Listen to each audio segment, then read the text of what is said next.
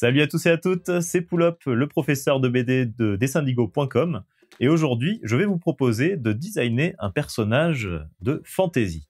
Alors, qu'est-ce que la fantasy? C'est l'univers merveilleux dans lequel se déroulent, par exemple, les jeux vidéo de World of Warcraft ou les films comme Le Seigneur des Anneaux. Ce qu'on appelle la fantasy, c'est dans un monde que nous ne connaissons pas, qui n'existe pas dans la réalité, qui est inventé de toutes pièces, et donc avec des personnages et des créatures qui vivent, voilà, et qu'on peut inventer.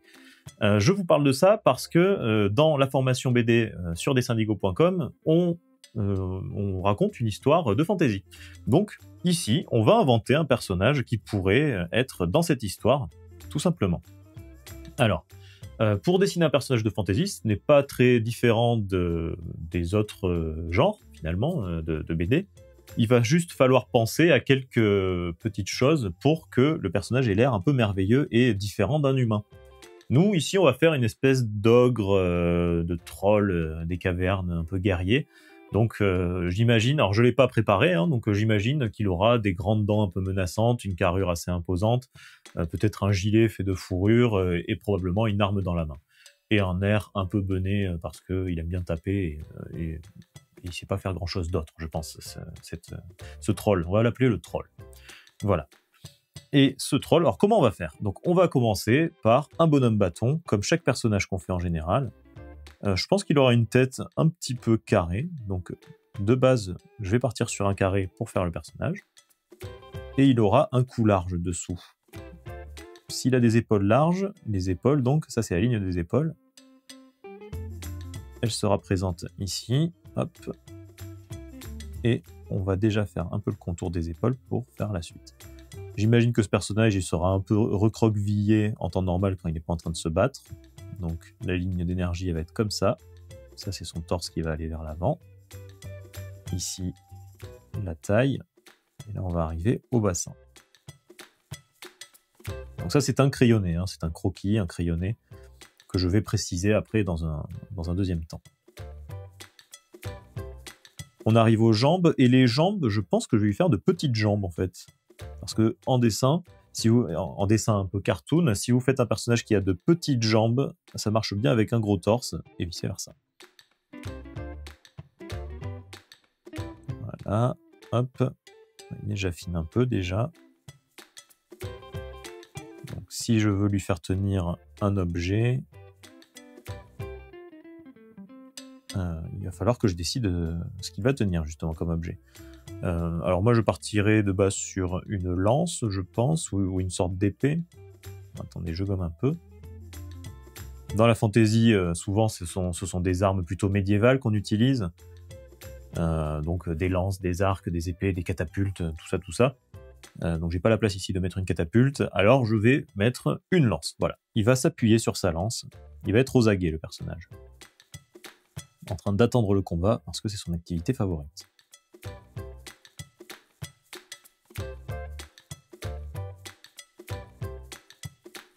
Ok, donc là on va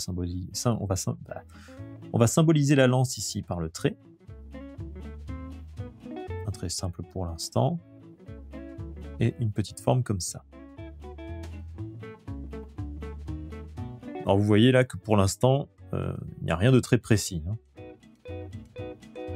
J'utilise juste des formes simples pour faire chaque partie du personnage.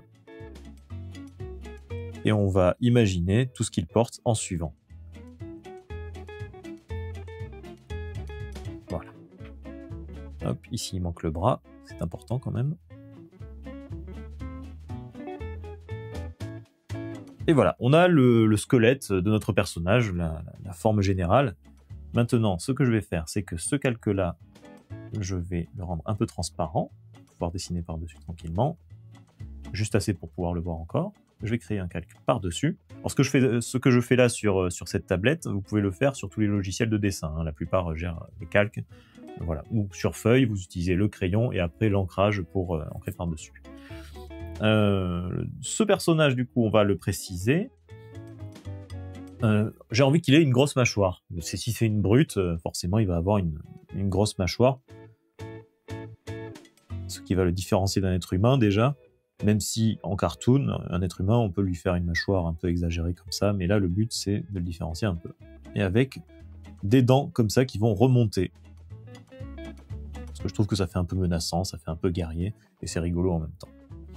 J'ai envie de lui faire des narines comme ceci, directement posées sans qu'il y ait de nez. Et là, alors là, vous voyez, un des problèmes que je rencontre, c'est que cette dent que j'ai faite trop grande va cacher ses yeux. Donc on va la réduire un peu. Pareil, vous, quand vous inventez un personnage, vous devrez tâtonner un peu, réduire certaines choses, en augmenter d'autres. C'est normal. Mais il ne faut pas que les différents éléments se gênent entre eux. Et comme le regard, c'est quand même très important en BD, on va éviter de le cacher. Et là, je vais lui arquer les sourcils un peu. Hop. On lui fait les pupilles et le reste de l'œil. Vous voyez, il n'a pas l'air commode déjà. Alors je pourrais même lui faire une petite barbiche. Voilà, attaché ici. Ouais, il a une barbiche. Et on pourrait même lui faire quelques cheveux sur la tête. Parce que c'est un guerrier, mais il est aussi un peu fashion. Voilà. Ok. Je vais fermer sa tête ici. On dirait une tête un peu de lézard même. C'est un peu étrange. Mais c'est pas grave, c'est de la fantaisie, on peut l'inventer. L'important, c'est après de s'y tenir quand on le redessinera plusieurs fois. Ok. Alors, maintenant qu'on a fait la tête, c'est un personnage de fantasy. Donc, on peut l'habiller avec des vêtements qui font un peu médiévaux aussi, ou un peu fait main, quoi. Par exemple, un gilet, comme je vous l'ai dit tout à l'heure, fait de fourrure, ça fera parfaitement l'affaire.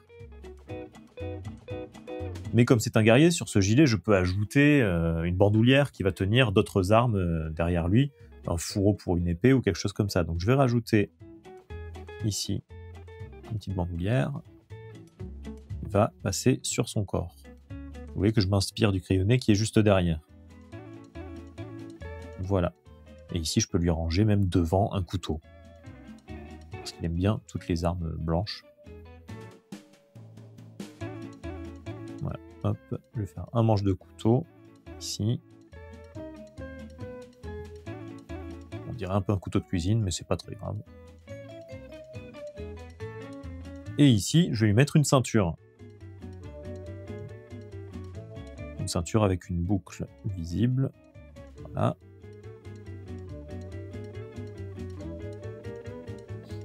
Alors j'aurais pu lui mettre une ceinture en tissu, par exemple, autour de la taille. On peut tout imaginer. À vous aussi de vous inspirer de ce que vous voyez, des livres que vous lisez, de faire quelques recherches sur Internet pour essayer de trouver des idées de vêtements. Comme je vous dis, la culture médiévale a beaucoup inspiré le monde de la fantasy, mais il y a aussi de la fantasy science-fiction, par exemple. Donc, à vous de vous inspirer de tout ce que vous pouvez voir, lire et connaître pour vous l'approprier et faire votre propre BD avec votre propre univers graphique. Ici, on a le bras qui est en arrière, et là, j'ai envie de lui mettre un bracelet de guerrier avec des pics.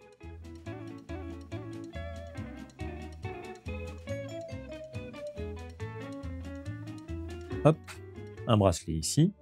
D'ailleurs, je peux lui en mettre qu'un si je veux, je suis pas obligé de lui en mettre deux. Ici, hop, l'autre bras. Allez, je lui mets aussi un bracelet, mais sans pic cette fois. On va dire qu'il a perdu l'autre, mais qu'il voulait quand même un bracelet.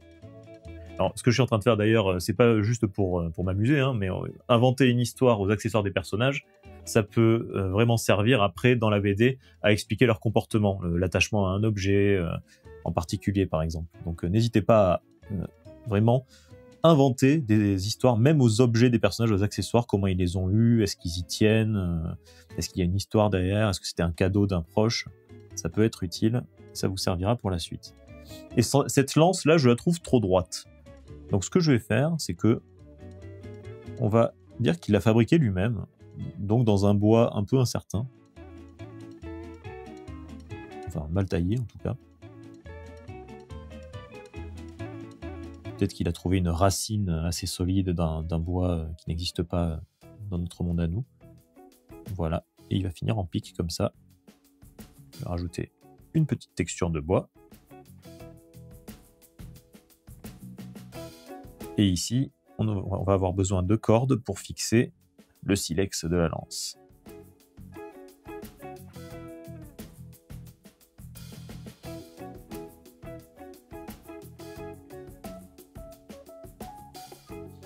faut rajouter un bout de tissu à la lance, qui servira par exemple à ce que plusieurs guerriers se reconnaissent pendant un combat où c'est difficile de se repérer. Genre de choses. Et pour le bas, je vais partir sur un pantalon, avec peut-être, tiens, des genouillères façon armure médiévale, encore une fois. Attaché directement comme ça.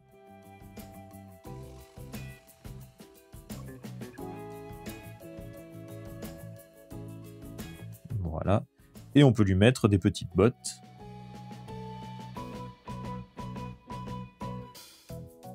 En tissu qu'il aurait fabriqué lui-même.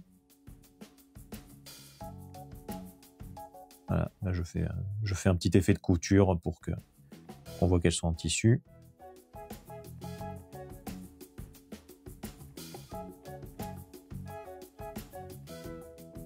Et enfin la dernière main, où il n'y aura rien de particulier, à part qu'elle sera fermée, point fermé. Là je montre un personnage qui est un peu nerveux, qui s'attend à combattre.